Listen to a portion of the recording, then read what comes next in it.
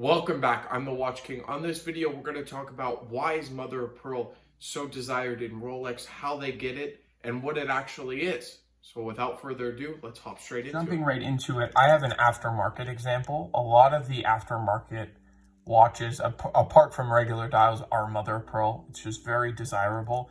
And the Submariner never came with it, the steel one like this is transitional. So this is a great example of where you'll typically see mother of pearl aftermarket like this one. Now, what is mother of pearl? Is there a difference between factory and aftermarket such as this? And we're going to be answering all that right here shortly. So the first thing I want to pull out are these pieces here. Now, as you can see, the pearl is sort of forming in here in three of these, and it's actually pretty interesting. This last one is typically what you'll see with mother of pearl. Right, this is a Tahitian, has that darker hues, and there's a design on it, which you can do with mother of pearl. And it's something that's in nature, it's a natural thing, right? It's the inside of an oyster. That's what mother of pearl is, so the inside shell. And it creates the pearls by putting, let's say, some irritants inside, and that's what you see forming here. Now, these were taken out too soon. This is what will happen if you do it perfectly. These are pearls. These ones are already actually drilled. So you can create a pearl necklace. These are all pearls here. And then we also have all different shapes and sizes right here. And they come this is 9 to 9.5. This is 5 to 6 millimeters.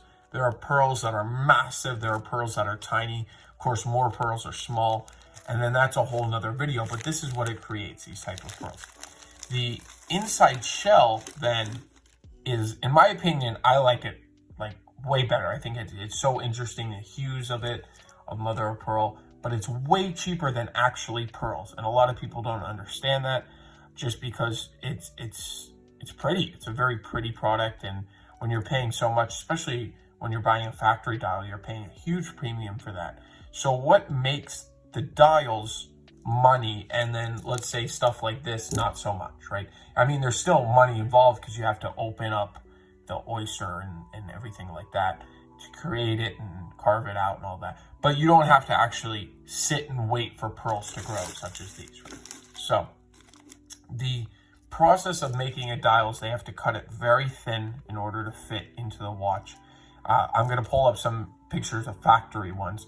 They are very nice. I guarantee you that Rolex goes through it and says if there's one that's too white, doesn't show enough, or whatever the case may be, they'll kind of not use it, right?